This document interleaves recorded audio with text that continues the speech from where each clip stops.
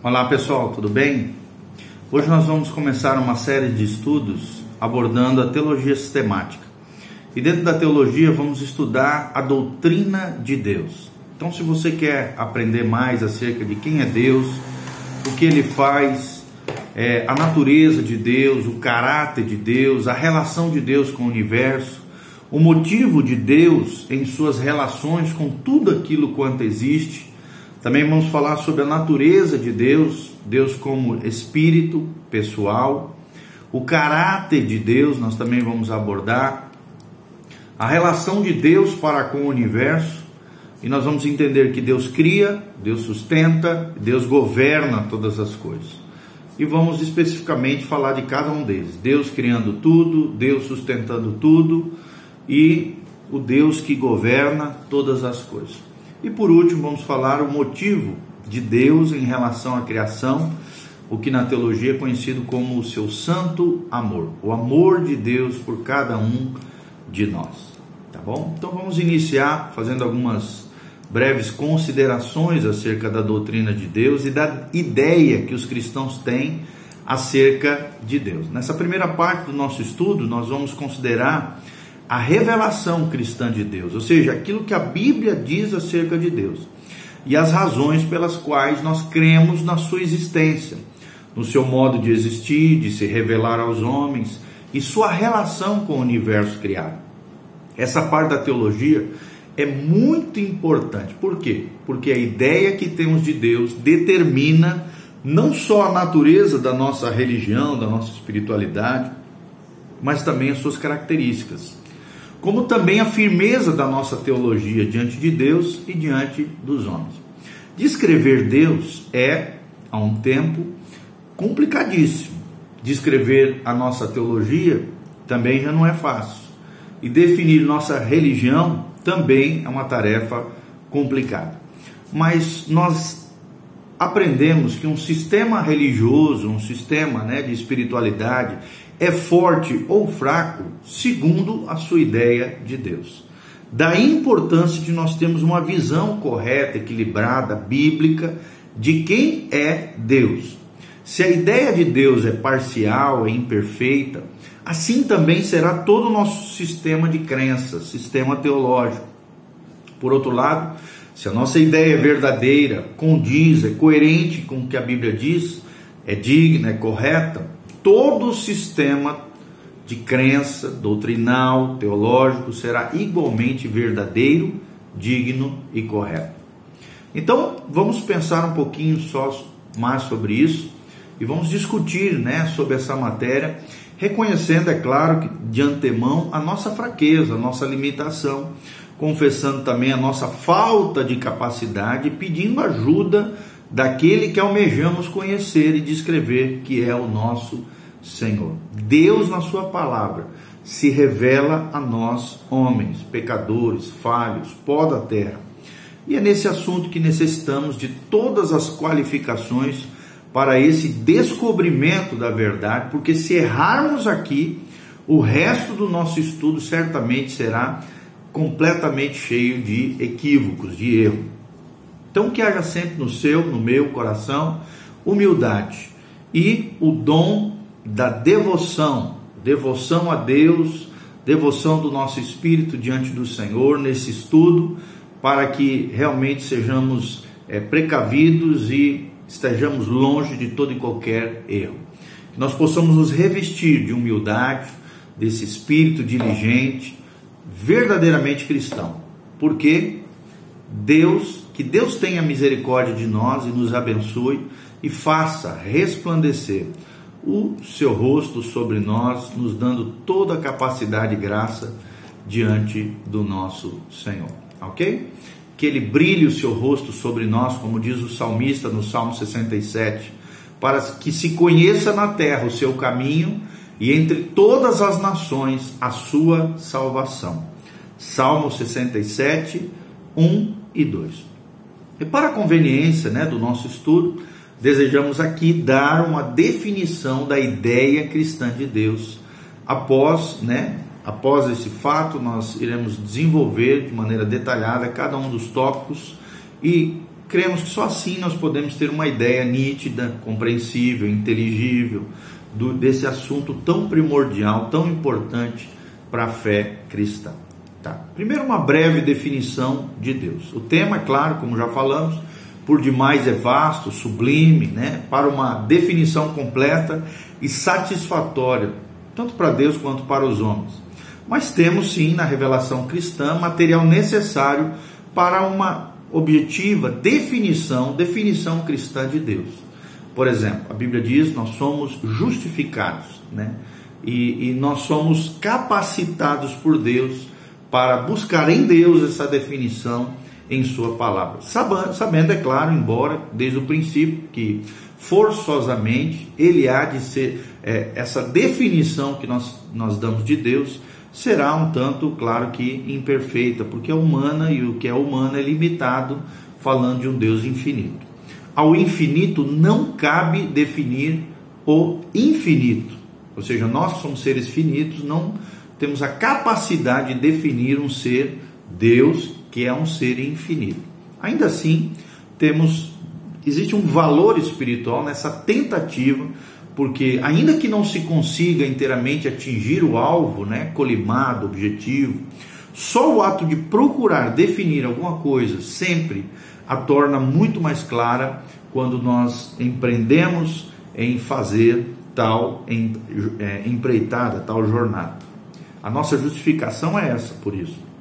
Está em que tentamos nós definirmos Deus, poderemos alcançar a respeito dele uma ideia mais clara, né, mais transparente, mais facilitada, compreensiva, racional e espiritual, adequada, é claro, com tudo aquilo que a Bíblia diz na sua palavra, tá? Então entende-se por definição de Deus aquilo que se baseia na revelação cristã, ou seja, com uma breve revelação cristocêntrica, é claro, e descobrimos essa ideia que Jesus tinha com referência a Deus nessa tarefa de mergulharmos nas Escrituras. Sabemos que Jesus veio a este mundo a fim de revelar aos homens o próprio Deus, o Deus Pai, e a si mesmo também como Deus. E sabemos também com certeza que ele cumpriu tal missão, porque ele mesmo disse aos seus discípulos certa ocasião. Presta atenção, a Bíblia diz, né? Jesus falou: quem me vê a mim,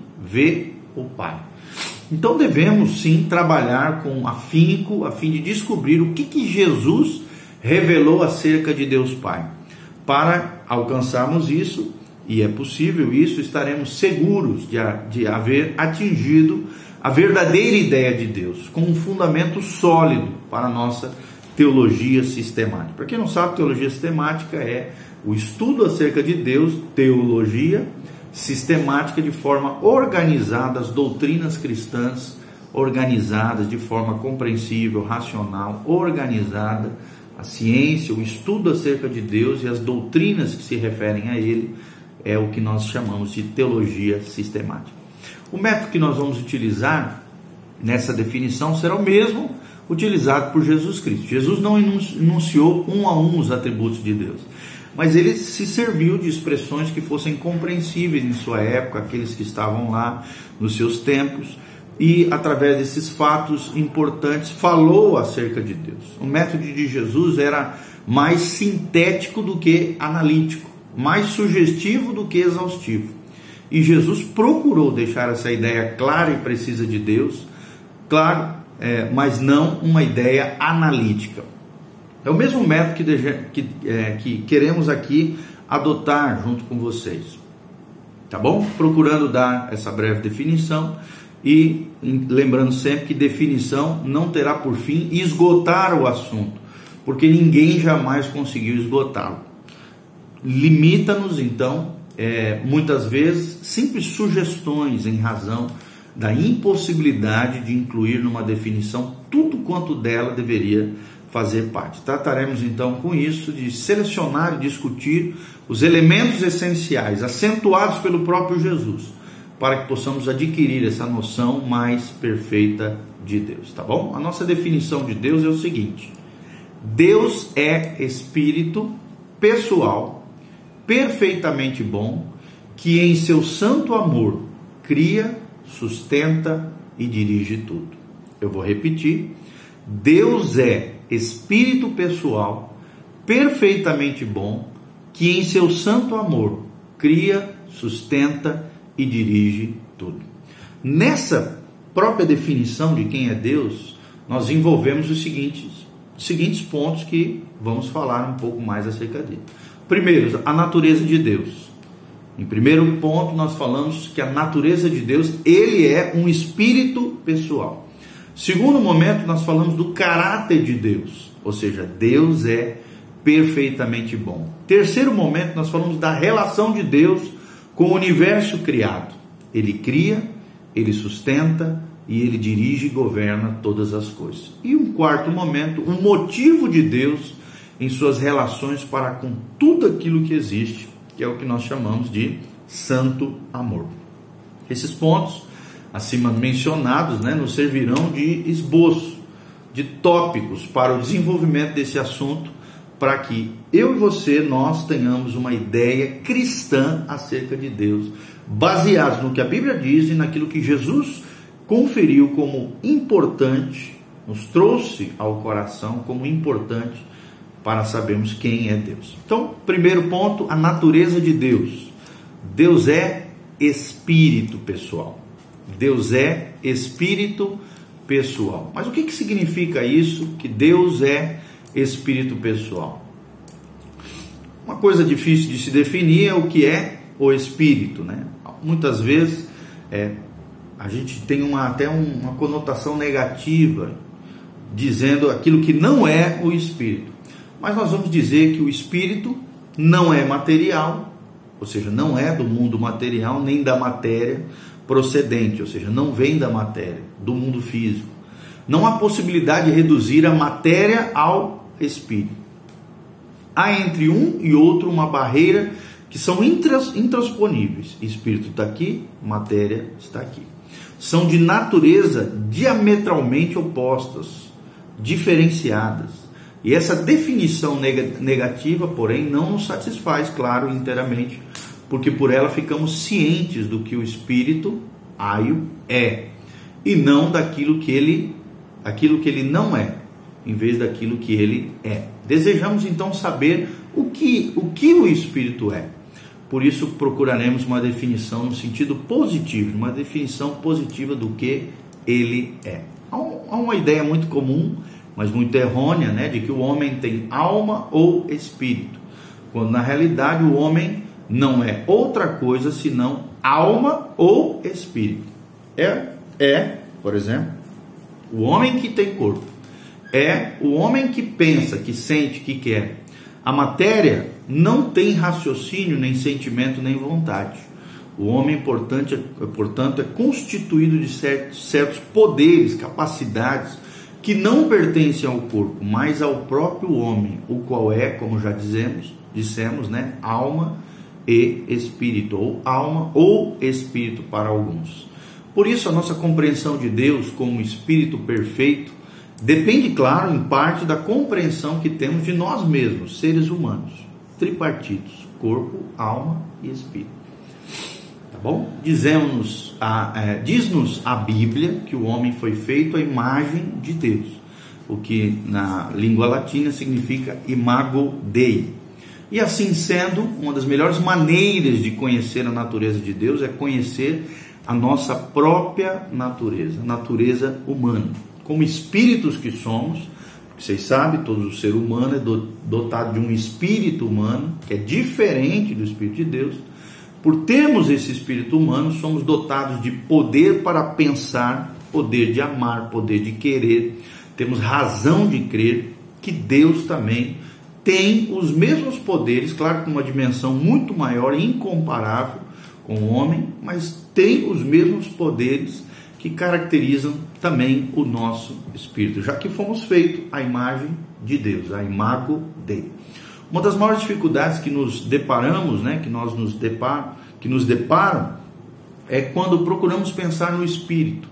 É que sempre temos pensado no homem como tendo certa forma, porém é tão fácil, depois de acostumados, pensarmos em certos poderes como antes nos era ao pensarmos na forma desses poderes. É como fazemos a respeito da eletricidade. Não lhe damos forma, porém pensamos nela em termos de poder, de energia.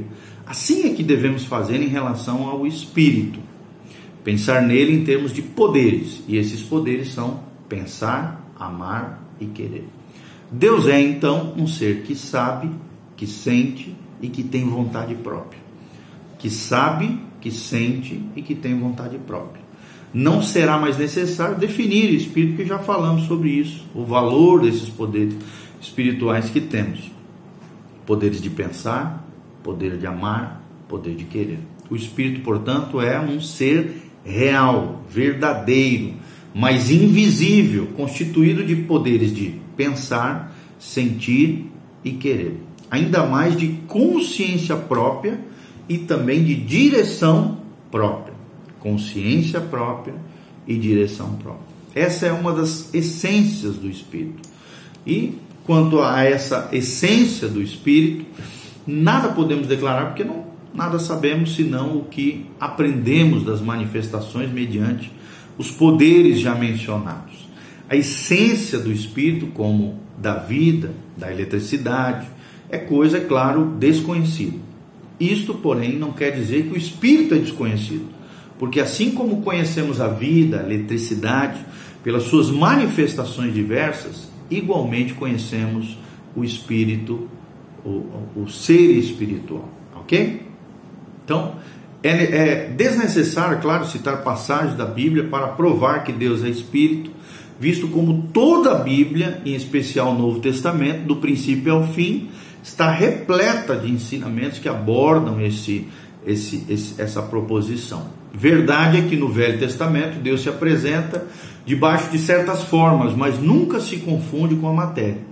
O ensinamento da Bíblia é que Deus é Espírito e importa, como diz, João capítulo 4, que os seus adoradores o adorem em espírito e em verdade. Convém que notemos nessa passagem que além de Espírito, E maiúsculo, Deus é Espírito, E maiúsculo, perfeito. Seus pensamentos são perfeitos, seus sentimentos são puríssimos, sua vontade é santa, perfeita, sua consciência é própria e tem absoluta determinação própria, autodeterminação. É o que Deus tem, tá bom? Não queremos dizer, claro, que com isso que um espírito perfeito é aqueles cujos poderes sejam perfeitos, mas antes, um espírito na qual se realizem também um perfeito equilíbrio e perfeita harmonia entre todos os poderes. Só Deus tem essa perfeita harmonia, esse perfeito equilíbrio entre todos os poderes. Só Deus tem essa perfeição divina. Nele não há desequilíbrio entre os poderes de pensar, sentir e querer. Vou repetir: poderes de pensar, sentir e querer. Cada um deles e todos juntos desempenham de maneira perfeitíssima as suas funções quando se refere à pessoa, ao ser do próprio Deus. Cada ato de uma pessoa exige ação proporcional de cada uma dessas faculdades. Mas, como no homem, por ser ele imperfeito, elas não estão em perfeito equilíbrio e harmonia. Daí a razão de seus atos serem imperfeitos. Diferentemente do nosso Deus. Nosso Deus, ele age de maneira equilibrada, harmônica e perfeita. Então, numa pessoa que se deixa, por exemplo, principalmente dominar pelos sentimentos, todos os seus atos se orientam pelas paixões. E não raro, podem ir até a loucura humana. Noutra sorte, predomina o poder de pensar, e ainda noutra, geralmente se destaca mais o querer, operando, no caso do homem, desarmonicamente. E isso só pode levar a pessoa a produzir atos imperfeitos, ações imperfeitas, porque o homem é imperfeito. Ele não tem essa perfeição, esse equilíbrio e essa harmonia perfeita que Deus tem. Já em Deus não é assim. Nele, todos esses poderes, querer, pensar e